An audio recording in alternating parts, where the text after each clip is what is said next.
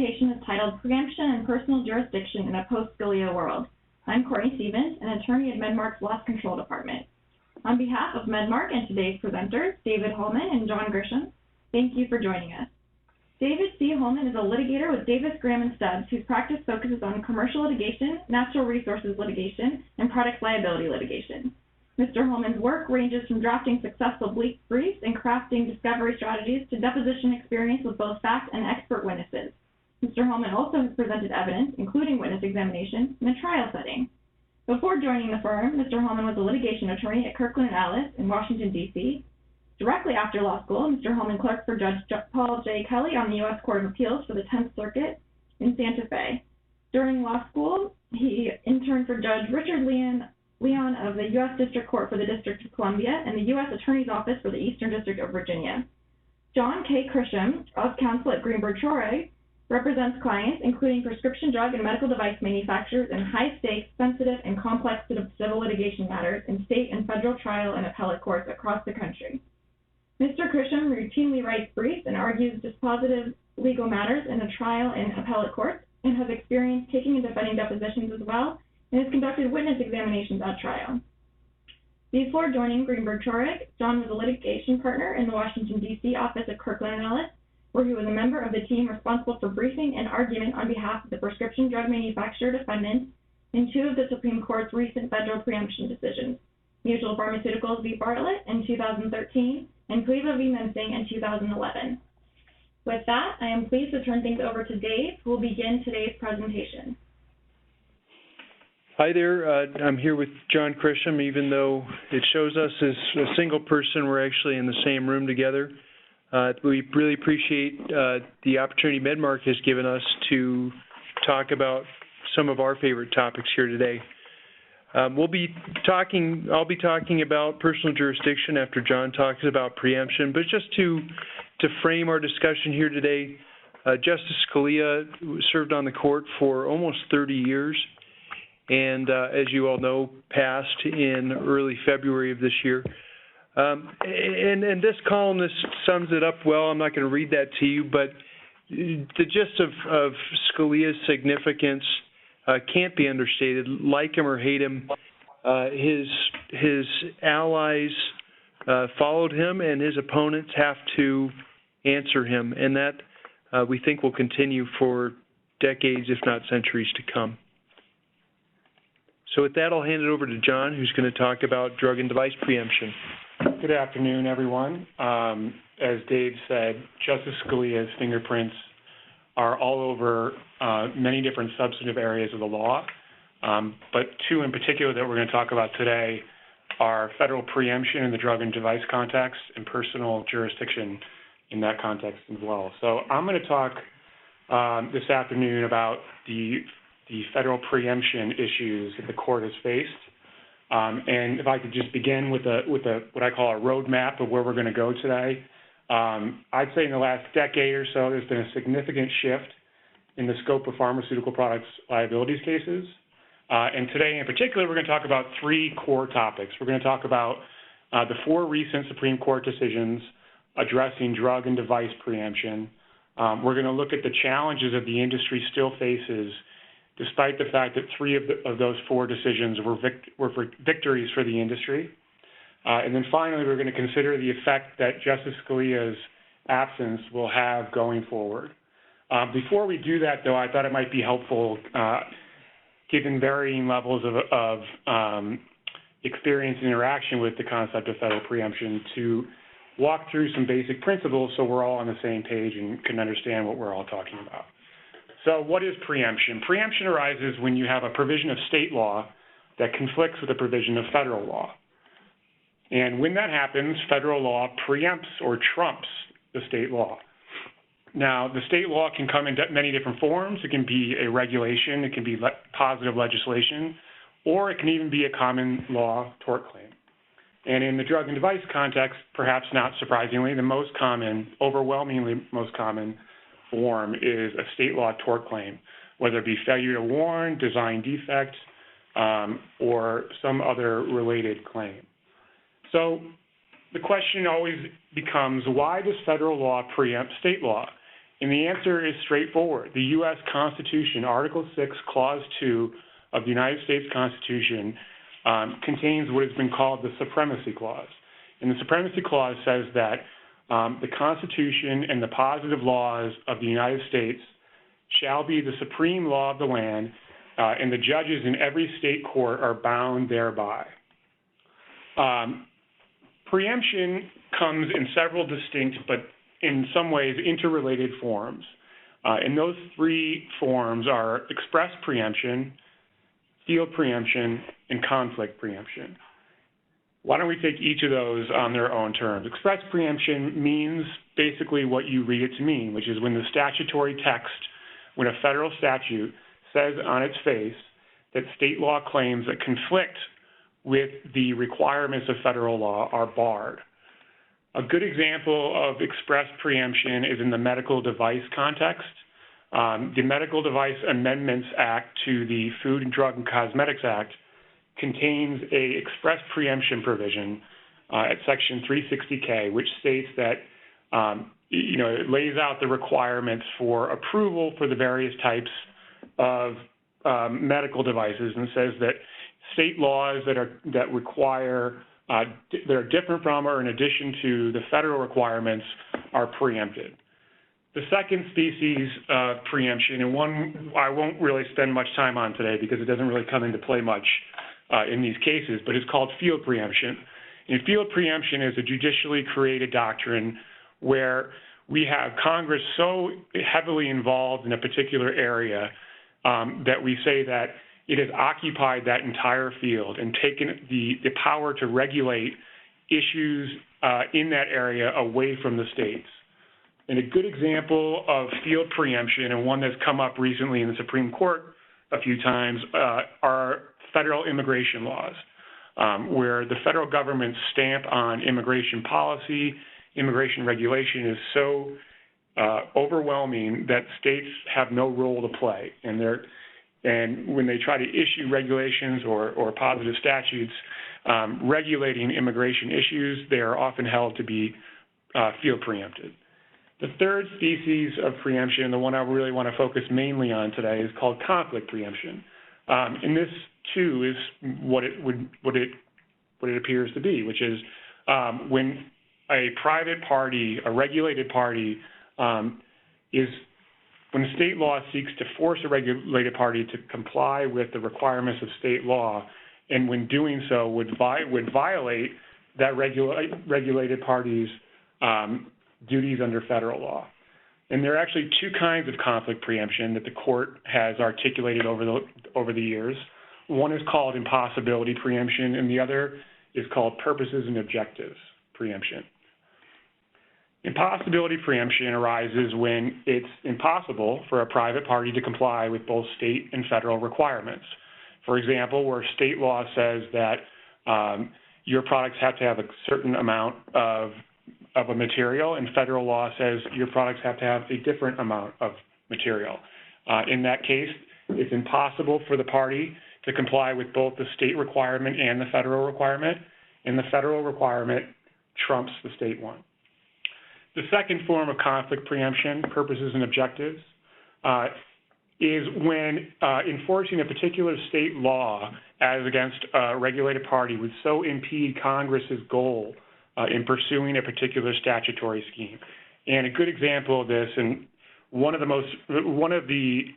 most recent examples of this in Supreme Court jurisprudence would be seatbelt laws. There's a case called Geyer versus American Honda, where the court held that the federal government has its purposes in regulating seatbelts in automobiles was so overwhelming that state regulation had to stand aside. So the question becomes, who decides preemption questions? In any court, state or federal, trial or appellate, can be called on to resolve these questions. And as we mentioned at the outset, the Supreme Court itself decides these questions in a lot of different ways, in a lot of different areas of law.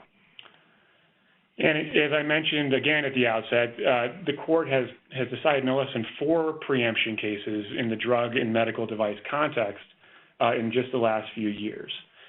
The earliest of these decisions that I'm going to focus on today is called Riegel versus Medtronic. And this case actually was authored by Justice Scalia.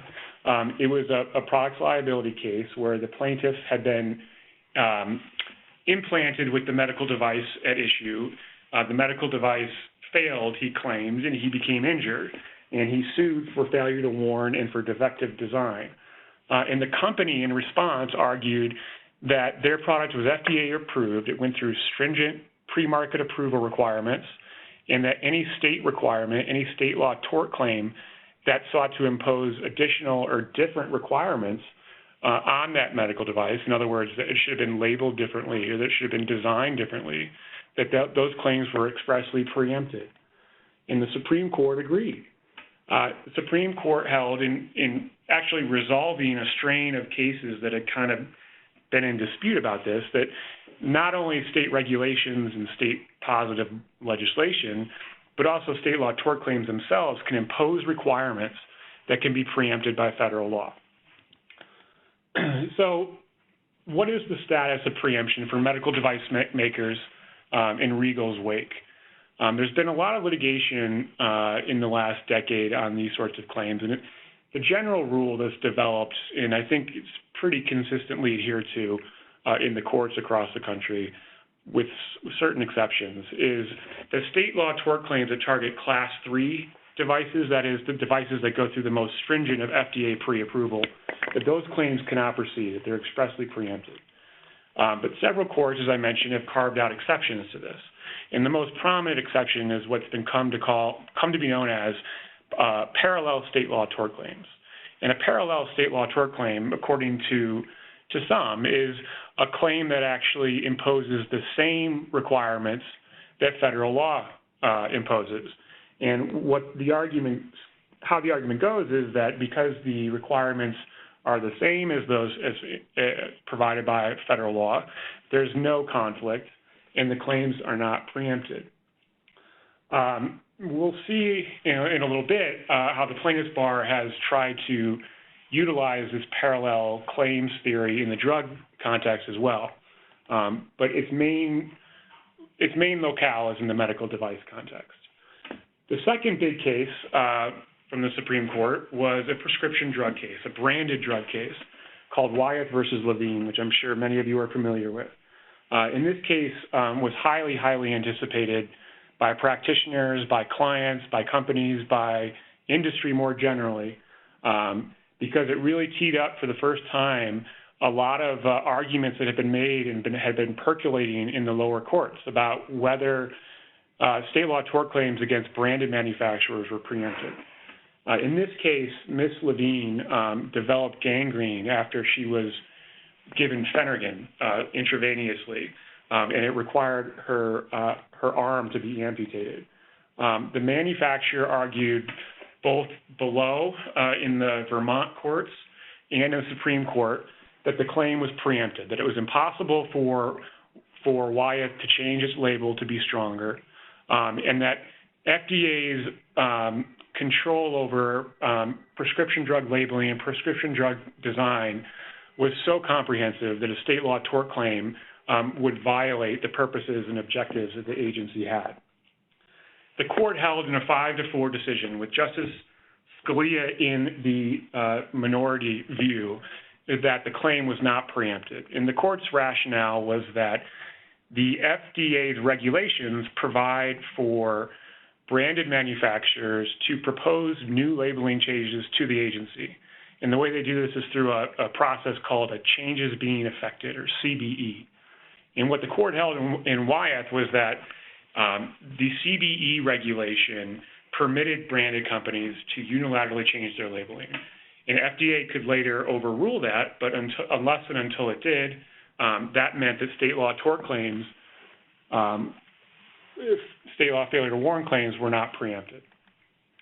As I mentioned, 4 justices, including Justice Scalia, dissented, and Justice Alito actually wrote a fairly comprehensive and, in my view, compelling dissenting opinion, which we'll see paved the way in some forms for the next case that we'll talk about. But before I get there, in Wyeth's wake, most courts have rejected claims by branded companies that failure to warn claims are preempted. And they've done so because the CBE change, according to the Supreme Court's decision, allows those manufacturers to do these sorts of things unilaterally. And there's no conflict, therefore, between what state law would require and what federal law would require. The third big case, and from the generic drug perspective, this is perhaps one of the bigger cases in the last couple decades, is a case called Pliva versus Mensing. In this case, it's sort of a follow-on to Wyeth versus Levine. In this case, the plaintiff took generic Reglan, it's an ingestible capsule, I believe, and she developed a very, very serious condition called tardive dyskinesia. And she brought a bevy of state law claims, failure to warn claim, design defect claims, fraud claims, manufacturing defect claims. And what the manufacturer argued, it was actually consolidated with another case called DeMahie. But what the manufacturer argued in both of those cases was that all of the plaintiff's state law tort claims were really failure to warn claims in disguise. And they argued that unlike branded companies, generics have no ability to unilaterally change their labeling.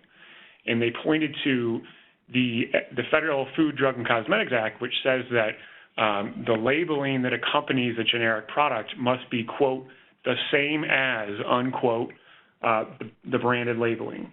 And this came to be known in the courts as the so-called sameness principle, by which courts hold that at all times generic manufacturers have to have the same labeling as the branded manufacturer.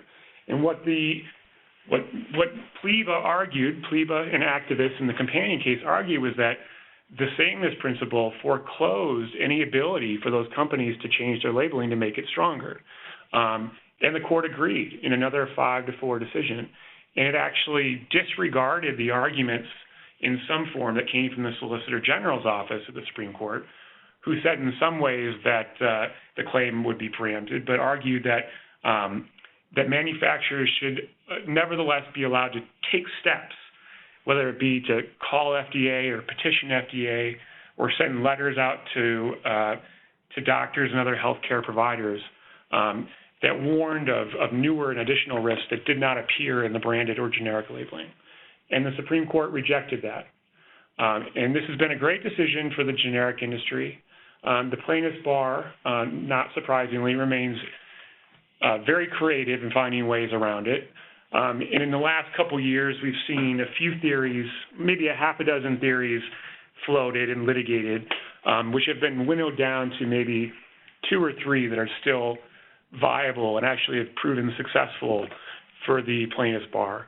And the main one, the 2 of those, I think, are the main claims or runarounds that have been the most successful. The first is called the failure to update theory, which is that where the plaintiff says, we understand you can't unilaterally change your labeling, but once the branded changes its labeling, you're required to immediately have the same label.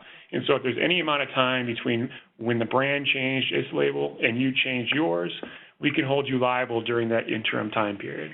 And many courts, there's a circuit split on this question now, but many state intermediate and appellate courts of last resort have agreed with the plaintiff's bar and how this can give rise to liability, or at least that it's not preempted. And the second big runaround claim that the plaintiff's bar has used is what I alluded to earlier, which is the parallel claim theory, which says that if the state law requirement, the failure to warn or design defect claim, is the same as what federal law requires, then it's not preempted. The fourth case, which came pretty much directly in Mensing's wake, is a case called Mutual versus Bartlett. And this is just a couple years old now. That case in the lower courts went up through the New Hampshire District Court up to the First Circuit. And what the First Circuit held was, we understand that Mensing says that failure to warn claims are preempted because you can't change your warnings. But the court didn't say that design defect claims are preempted. And while it may be true that you can't change your warning, there's no indication from the Supreme Court that you can't change your design. And so unless and until the Supreme Court reverses us, we're going to allow this decision to go forward. And the second rationale as well, which is separate and apart from all of that, nothing in federal law compels a drug manufacturer to sell its products in a particular market.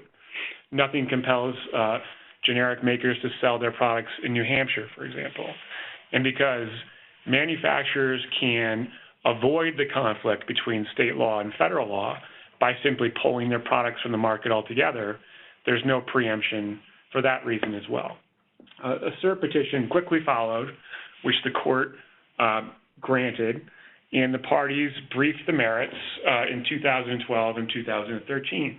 And again, in another 5-4 decision with Justice Scalia in the majority, the Supreme Court reversed the First Circuit's opinion, and it held three different things.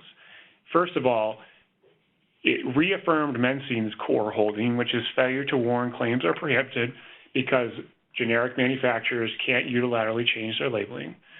Second, it said the same principle, the same sameness principle, applies to defect claims, design defect claims, because generic manufacturers have no more ability to change their product design than they do to change their product labeling. And this makes a certain amount of sense.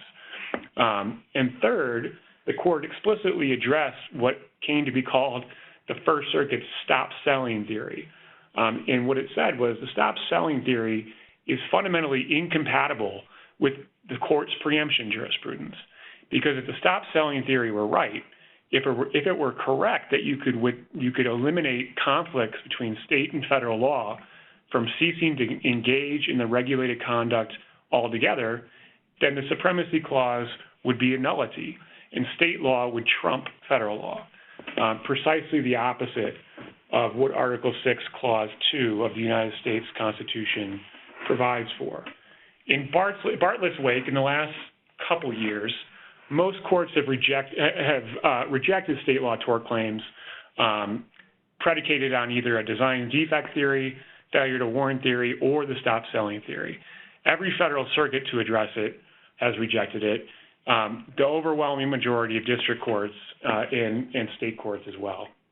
That said, as I mentioned earlier, the parallel misbranding claim has gotten a little bit of play in the lower courts, in large part, I think, due to the Solicitor General's amicus brief in the Bartlett case, in which it concocted what it called a pure design defect claim, which had nothing to do with the warnings, and which it said paralleled the misbranding statute, which is a portion of the Federal Drug and Food and Cosmetics Act.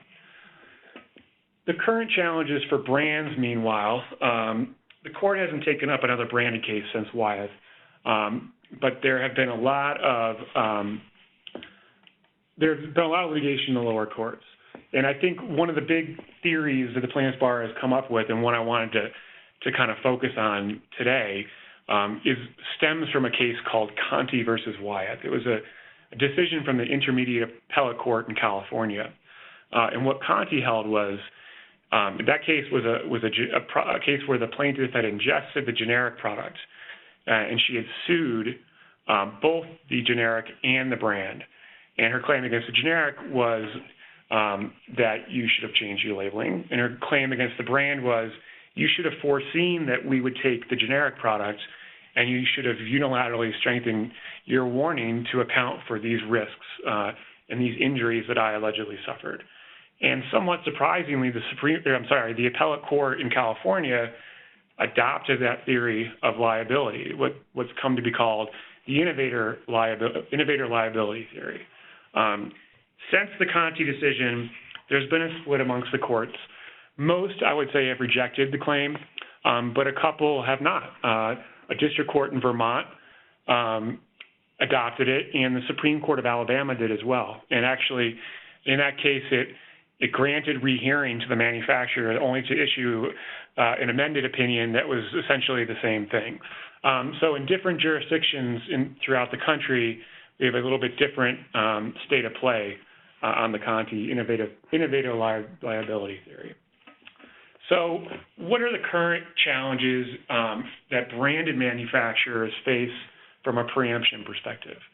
One thing I didn't mention earlier when I was talking about the Wyeth case was the standard that the court adopted there was that Given the CBE regulation and given branded manufacturers' unilateral ability to change their warnings, in order to show that a state law claim was preempted, manufacturers would have to come forward with what the court called, quote, clear evidence, unquote, that the FDA would not have approved the labeling change that the plaintiff was asking for. So then the question obviously becomes, what counts as clear evidence? Most courts have rejected branded manufacturers' clear evidence-based arguments, but not all. A handful of decisions, maybe 5, 6, 7 in the last couple of years, have actually held that claims against branded companies are preempted. And what the way that the branded companies in those cases have been able to be successful is either shown that a CBE change that it had proposed was rejected, or that some other change that it, in some other form or format, had been rejected as well. And in those cases where the manufacturer was able to come forward with that, the court was willing to hold that the state law claim was preempted. As for generics, we talked a little bit about some of the theories the plaintiff's bar has come forward with and how those theories have fared in lower court. But I think one of the bigger issues for generic companies right now is that FDA, about a year and a half ago, maybe proposed new rulemaking on the CBE regulation. And it was proposing to change that regulation to do what it called create parity between brands and generics. And again, John, CBE is the process. It's changes being effected. And it's the process by which a manufacturer will submit to the agency a change to its labeling. A brand manufacturer. A branded manufacturer. And what the new rulemaking proposed to do was to amend the regulation to expand the CBE process to generic manufacturers as well. The generic industry was not pleased with this proposal, to put it mildly, and threatened to challenge it. The FDA held a number of hearings and heard from members of the plaintiff's bar and other stakeholders like that. It heard from industry. It heard from lawyers. And the main objection, of course, to the new CBE regulation from the generic industry perspective was that it's contrary to the statute itself. And agencies aren't permitted to rewrite statutes. They aren't permitted to write regulations that contradict clear statual prescriptions. And the CBE regulation was in direct conflict with the sameness mandate, which arises directly from the statute.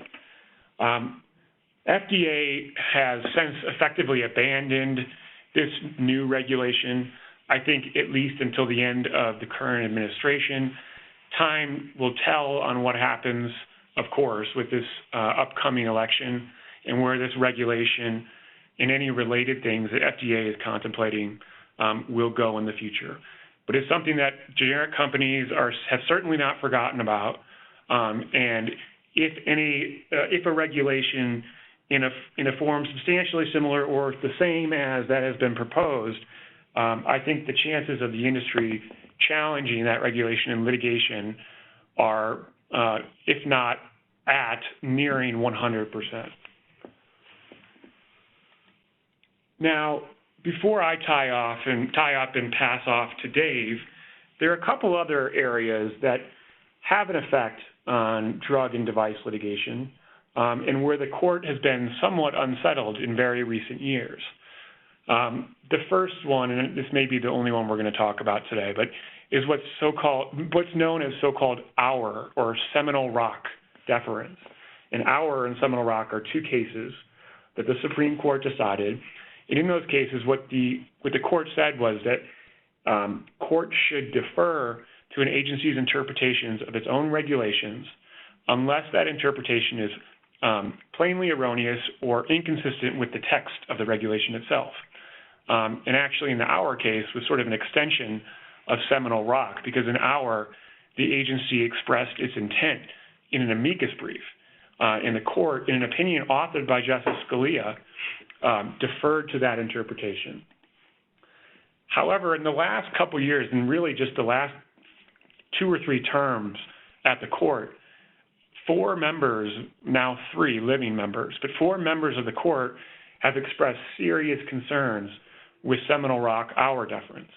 And these objections have been the subject of opinions in at least 4 or 5 cases, several of which Justice Scalia wrote. And Justice Scalia has really, his challenge to hour and Seminole Rock deference focused really on how agencies are manipulating Seminole Rock and hour deference to rewrite regulations to achieve particular outcomes that they want, and often in particular cases. Other members of the court, Justice Thomas, had sort of bigger picture constitutional objections to this whole idea that we defer to agencies in their interpretations.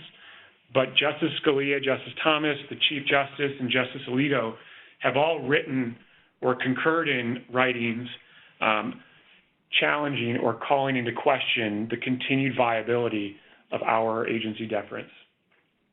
You know, and it's played a role in some of these cases that I've talked about today. In the Mensing case, which Justice Thomas wrote, the court cited hour deference and relied on the FDA's argument through the Solicitor General that the CBE regulation prohibited, or that the generic manufacturers could not use the CBE regulation in the manner that brands could to propose new labeling changes. Not just the so-called conservative justices have called this or relied on this doctrine in these cases, but Justice Breyer, in his somewhat confounding concurring opinion in the Bartlett case, said that while he normally would defer to an agency's expertise, and Justice Breyer, just as a parenthetical, is pretty well known for deferring to federal agencies. Even though he would normally do that in the normal case, he said he couldn't do so in Bartlett because the FDA set forth its views only in the context of litigation and didn't solicit the opinion of the public. And, you know, as I just mentioned, our itself was a case where the agency had done just that. So it'll be interesting to see as this term goes forward and this next term comes, whether the court takes any cases that squarely present these issues. There have been a few cases cert petitions that have gone up, but the court has not taken any of those. And that, I mean, there could be any number of reasons for that. I think probably most recently the 4-4 split has caused a lot of cases that would otherwise be cert-worthy, and that you would think it would get granted to get denied instead. That's the state of preemption these days. As I said earlier, there's been a lot of action at the Supreme Court in the last decade. Most recently, the court hasn't been taking too many of these cases. There have been a lot of challenges in the last few years, but that can change. With all of that said, I'd now like to pass to Dave, who's going to talk about Justice Scalia, personal jurisdiction, and where these questions, personal jurisdiction questions, are going to go in the next term or two. Thanks, John.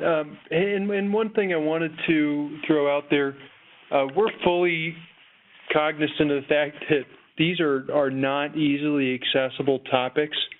And believe it or not, we've actually tried pretty hard to keep these at a high level.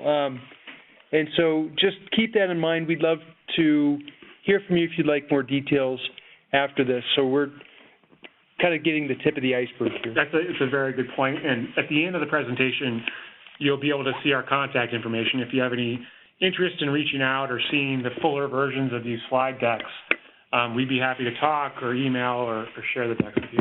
All right. So as a quick overview, most of the personal jurisdiction topic here is going to focus on specific jurisdiction, which is the most active area of the law.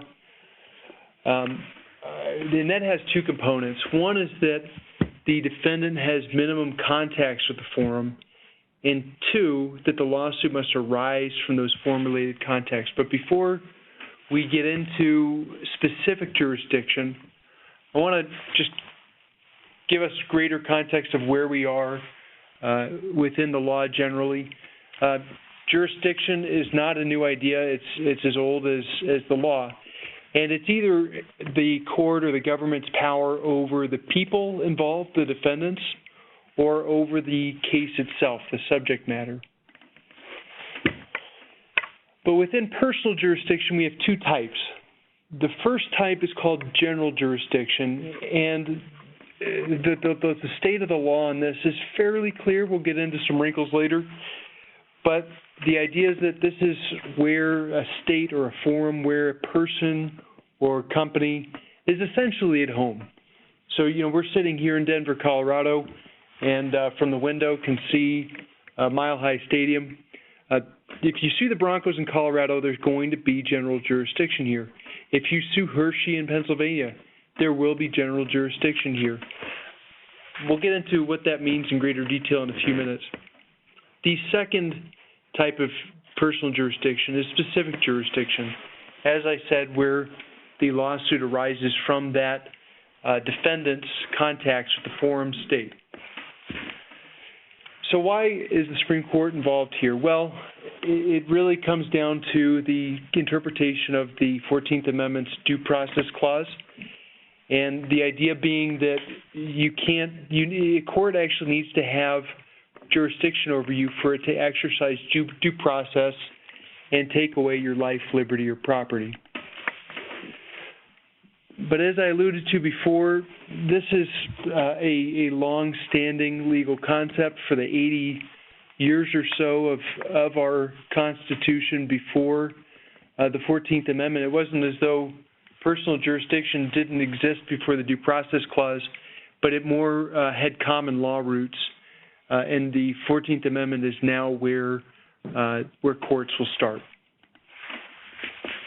Well, what does this mean for you? What does this mean for the life sciences industry? Well, it's a matter of predictability. Are you going to have to answer for tort claims in a particular court or in a particular state or not? And I think what can be unsettling about this is that potentially, and I emphasize potentially because this is where there's a possibility of winning and there's work to be done, is that you could be hauled into or hailed into any court, any state, so long as you have sufficient volume of sales there, even if you don't have any offices, employees, direct sales, direct distribution deals there, simply by putting your product into what the courts call the stream of commerce. And it's kind of a strange idea and strange term, but we'll see what that means. What is required for specific jurisdiction? As we mentioned earlier, that first element is minimum contacts with the forum state. Now, this is not minimum contacts that's created by the plaintiff acting in the forum state. So say you hop on an airplane and fly across the country with the defendant's drug or device. That should not be enough, although no guarantees with some of these courts.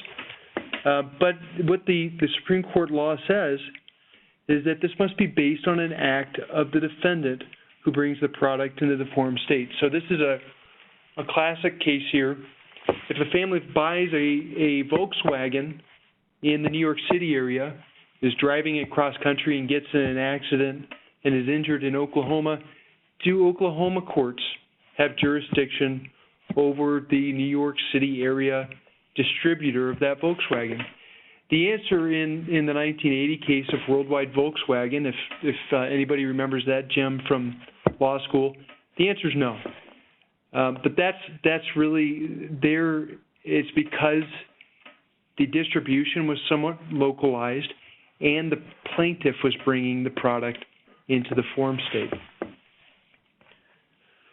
The question, one of the big burning questions right now is, must the defendant target the forum state specifically, or is a significant sales volume enough to create specific jurisdiction? If you think about this, we're looking at whether the defendant's acts toward the forum state have created a connection enough with the forum state that they should anticipate being hauled into court there.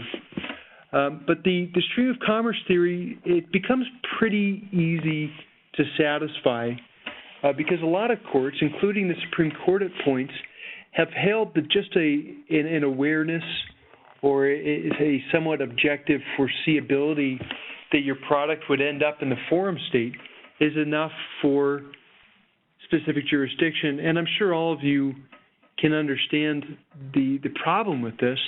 If that's it, if that's all it takes is we sell a lot of stuff, it's hard to see where you can't be brought into court. And that creates all sorts of forum shopping problems and you know, less predictability in one sense in that it could be anywhere, but in another sense greater predictability in that it may be everywhere. Another major example, and I'll just give you the facts here. This is the next of the big trio of Supreme Court cases in this area. The defendant was a Taiwanese manufacturer of tire valve assemblies. So we're not just talking the tube, but the valve where you put the air into the tube. All right, so in Taiwan or in Japan, that Taiwanese manufacturer sells the tire valve assembly to the tire tube maker. All right, so this is the next step in the manufacturing process.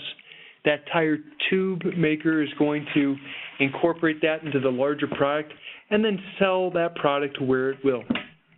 All right, based on those facts alone, you would imagine or maybe instinctively think, no, there shouldn't be specific jurisdiction in the United States for that. The lawsuit then comes about because the valve assembly is blamed for a motorcycle accident in California. Now remember, we have a Taiwanese manufacturer. It didn't have offices, property, agents in California. It didn't solicit business there. It wasn't traveling there to do deals.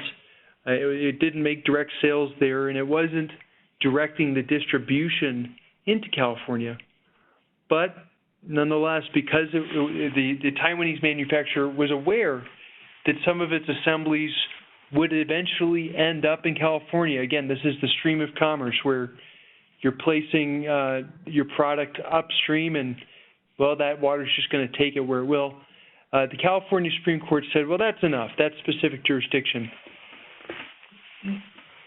Now, you might be heartened to hear that the Supreme Court said, no, that it's not. There's no specific jurisdiction there. This is the Asahi case. Unfortunately, though, we didn't really get a clear holding from the Supreme Court. The court split three ways. Justice Scalia joined the main opinion written by Justice O'Connor, which, and this is kind of classic Justice O'Connor, she argued that the Due Process Clause requires, quote unquote, something more than that the defendant was aware of the product's entry into the forum state. As far as a test, this, for better or for worse, in some courts, in some cases, is known as the something more test, not exactly definitive guidance. 5 justices said that there would be no jurisdiction because jurisdiction would violate traditional notions of fair play and substantive justice. If you, like me, had an acronym for that in law school, congratulations, that's from the International Shoe Case. But what it just comes down to is fairness. And again, that's, even though it's more sophisticated than something more, it's not much more helpful. So until very recently, until the last 5 years, this is the law, that maybe it was enough to just put your product in the stream of commerce and that would trigger specific jurisdiction. In 2011, though, we see a bit of hope for manufacturers. The facts here was that you had a British-made machine that injured a worker in New Jersey. The British company had a U.S. distribution deal, but no direct sales to the United States. Some of its officials traveled to the U.S. for work, but not to New Jersey. You only had a few machines ending up in New Jersey, and the New Jersey Supreme Court said that that was enough. Again, consistent with that theme, The Supreme Court said no, there wasn't specific jurisdiction, but again, we don't get a clear holding and direction from the court. 4 justices, again, including Justice Scalia, advanced a very restrictive view of personal jurisdiction based on sovereignty, in that a defendant must affirmatively place itself under the sovereign's power. This is maybe the high watermark with Justice Scalia's death of this sovereignty theory, at least for now. But this four justice plurality said that it's not enough just to show fairness. You need to have concrete contacts in New Jersey. The rest of the majority, those tried to split the baby, if you will. They argued that jurisdiction was lacking without something more. That's sort of riffing off of Justice O'Connor's vague test. And here we get some problematic language. You have the court suggesting that you need a regular flow of sales. Well, what's that mean? Or, and this is a little more favorable, some state-specific action, such as state-specific design, advertising, etc. For those of you in California, this is probably bad news because so many products have to be tailored to California regulation. But for the rest of you and the rest of you who sell into other states, there's some hope here. And again, as I alluded to, you have a growing dissatisfaction with the state of specific jurisdiction on the Supreme Court, but the court and that growing tide against stream of commerce may have hit its high water mark for now with Justice Scalia's death.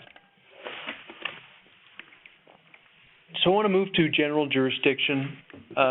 This is kind of the red-headed stepchild of personal jurisdiction, simply because the more interesting battle has been fought on the other end. And it really wasn't relevant. It was so easy to establish jurisdiction through specific jurisdiction. The test used to be, and this may sound familiar, that are a corporation's contacts with the forum state continuous and systematic? If so, general jurisdiction means that the defendant can be sued there for any reason. Okay, that's where they're home, and so you can always be sued in your home. The Supreme Court, though, narrowed that a bit. They said that the defendant has to be essentially at home in the forum state, truly at home there, not just continuous and systematic. And the court said that your prototypical case here is where it's domiciled, where it's incorporated or headquartered.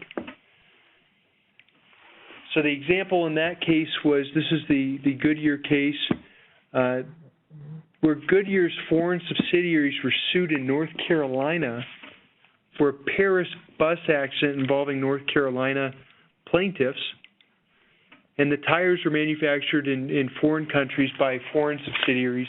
There was no general jurisdiction because Goodyear, even though there's plenty of Goodyear sales into North Carolina, they're not essentially at home there. They're not incorporated. They're not headquartered there. Again, this isn't a perfect rule. It's not a bright line rule, and there may be some tough cases on the margins. Now, one tougher case is going to be where you have these large multinational corporations, and a good example of that is Daimler. In the Daimler case, you had Daimler AG, the parent company of Mercedes-Benz USA, sued in California for the actions of an unrelated, related in that they're both under Daimler, but another Daimler subsidiary for its acts in the 1980s Argentinian quote-unquote dirty war. Mercedes-Benz USA, though, is incorporated in Delaware. It's headquartered in New Jersey. It has some facilities in California, but is that really enough to get at the corporate parent Daimler and say that it's essentially at home in California? The Ninth Circuit said, yeah, sure, why not? The Supreme Court reversed because the corporation may be at home, it said, in a form other than its state of incorporation or headquarters only in an exceptional case. The one I like to use, and don't take this to the bank, but if you just think it through, Boeing, used to be headquartered in Seattle, somewhat recently moved to Chicago. So it's headquartered in Illinois, incorporated in Delaware, but it has a massive presence in Washington State. That'd probably be a decent target for general jurisdiction there. It's a place where it could be said to be essentially at home. We've seen surprising unanimity from the Supreme Court on these general jurisdiction cases. Jurisdiction is a hotly contested field, as we've seen. I don't expect that to last as the court figures out, okay, well, now that we know what the prototypical cases are, what are the exceptional cases? That we'll probably see some splits there.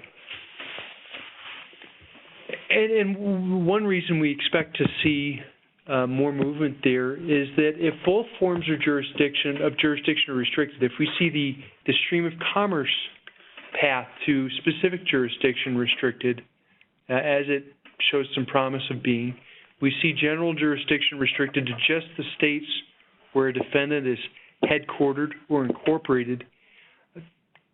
I think the side of the court that is going to be a little more plaintiff-friendly is going to resist other encroachments on the breadth of general jurisdiction.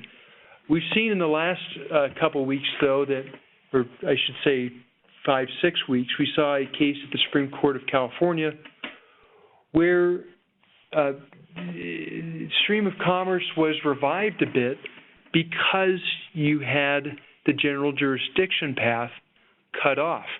So the California Supreme Court rejected general jurisdiction, but said that because Bristol-Myers Squibb had such volume of contacts into California, that was enough of a nexus with the lawsuit, even though these plaintiffs weren't from California, that specific jurisdiction existed. Not really consistent with what the Supreme Court has said for the requirements are for specific jurisdiction, but not surprising to see some innovation in that field.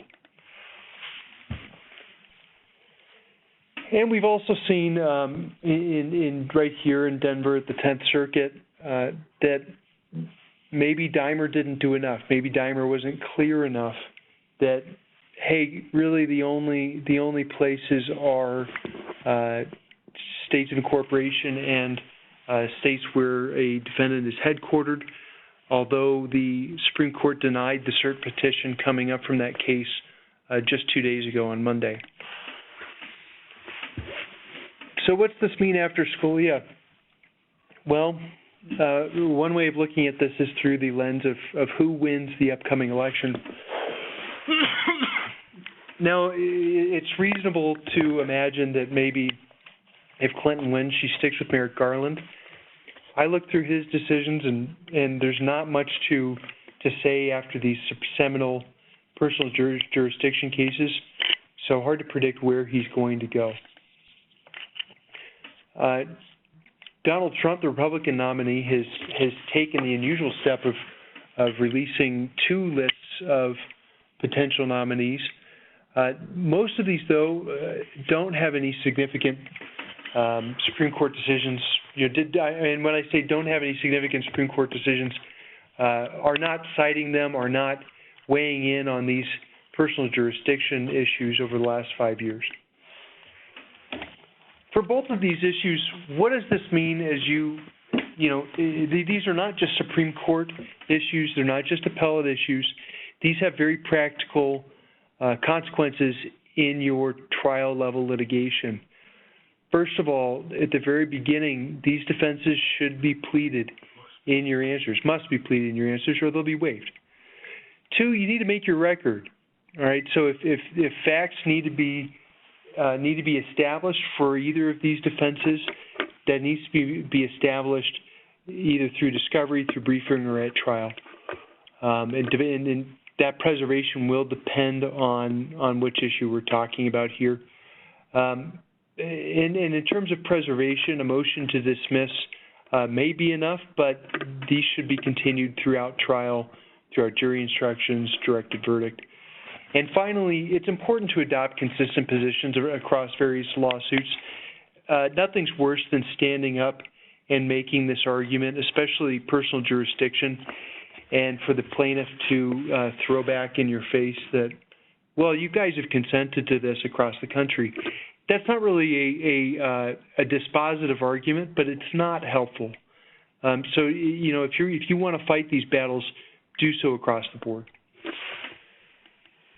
With that, we'd love to field your questions, and Courtney will moderate those.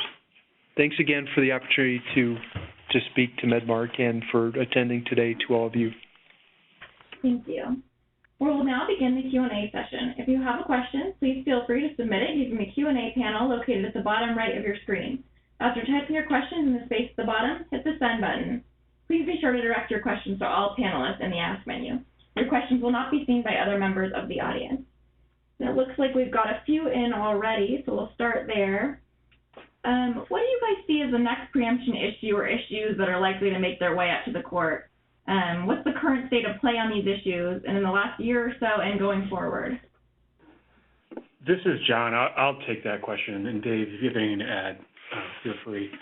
As I think I alluded to earlier, there's been some litigation that's gone up to the court in the last 6 months or year, involving branded companies, involving generic companies, and involving device manufacturers, raising preemption arguments, and those just really haven't gotten anywhere. The court, for whatever reason, hasn't taken any of those cases. I know, for example, I know in the generic context, there have been at least a half dozen cert petitions filed in the last year challenging what I mentioned earlier, the failure to update theory, that, even if you can't change your label, you got to update it to make it the same as the brand. There have been at least 6 or 7 cert petitions challenging circuit court decisions or intermediate or highest state appellate court decisions, and the court has turned every single one of those down. It's hard to say with certitude why those cases aren't going anywhere, or why the branded cases or the device cases aren't currently going anywhere. But I do think, there's probably a couple reasons.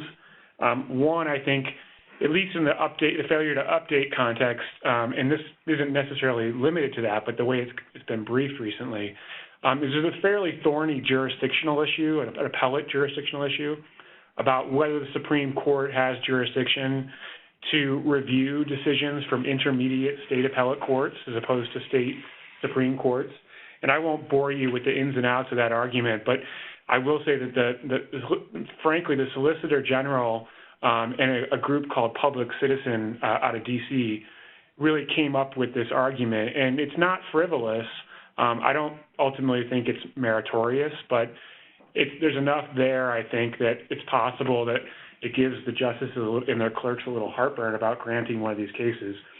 Another reason, which I think is just my personal opinion, but I think, given just how many cases we've had in the life sciences industry that present preemption issues in the last 6, 7, 8 years, I think it's fair to say there's probably a little bit of preemption fatigue at the court right now. And I think, that could change at any moment, though. And I want to emphasize the fact that the court has not taken up any of these petitions, in the recent months, should not dissuade you from continuing to press these arguments and litigate these issues in the lower courts, and to try to get it positioned to get it up to the Supreme Court when you can. I think, even when you lose cases in the lower courts, it's not a great immediate result, but it can have the effect of widening circuit splits that are pretty narrow right now, at least on some of these issues, and that can otherwise sort of meet the traditional criteria that the Supreme Court applies for what cases it grants cert on. And, of course, just like the personal jurisdiction issues that Dave was talking about, preemption is a constitutional issue. And the Supreme Court is the court we rely on to give us the final word on constitutional questions. And so even though the court has a lot of interesting and important cases it needs to decide, and even though it seems to take fewer and fewer cases every year, these sorts of issues are really ultimately up to the court. And so at some point in time, whether it's when a ninth justice joins the court or just after a term or two pass, I strongly suspect that we'll see another one of these cases get taken up. Great. Another question that's come in. Is stream of commerce really going anywhere? This person says, it seems like the Supreme Court repeatedly avoids any holding that would meaningfully limit the forums where plaintiffs can sue, so long as the defendant's sales volume is high enough. Yeah, I think that's totally fair, and it's fair to be skeptical of whether stream of commerce will ever get that wooden dagger through its heart. Nonetheless, I would emphasize that the Supreme Court seems open to another solution. It's not clear what that is, but clearly there's a growing unhappiness with stream of commerce, and it's somewhat unsettled at the court. The case law, you have a series of split decisions. Someone's going to have to answer this question at some point.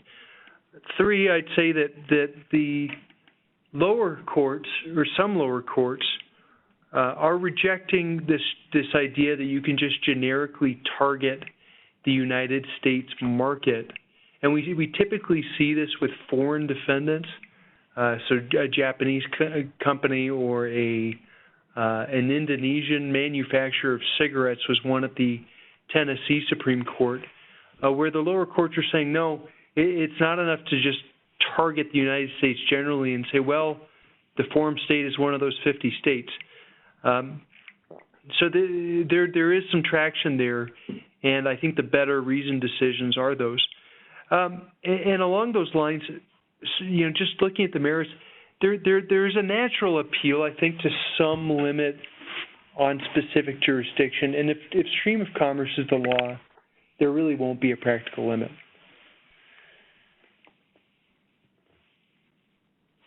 Great, thank you. Another question that's come in related to preemption. If the FDA changes regulations such that generics can change warnings from those of the branded drugs, would generics lose their preemption protection? Well, that's frankly, what the industry thinks the FDA's goal is to undo Mensing and undo Bartlett and bring back a pre-Mensing state of play where generics don't have a preemption defense to these kind of claims. But, the question remains, obviously, whether that sort of regulation could pass judicial review. At least to my eyes, it's pretty clearly in violation of the Administrative Procedures Act and other sort of core principles of an agency's authority to do certain things. So if it was somehow able to survive judicial challenge, which I would suspect would get litigated all the way up,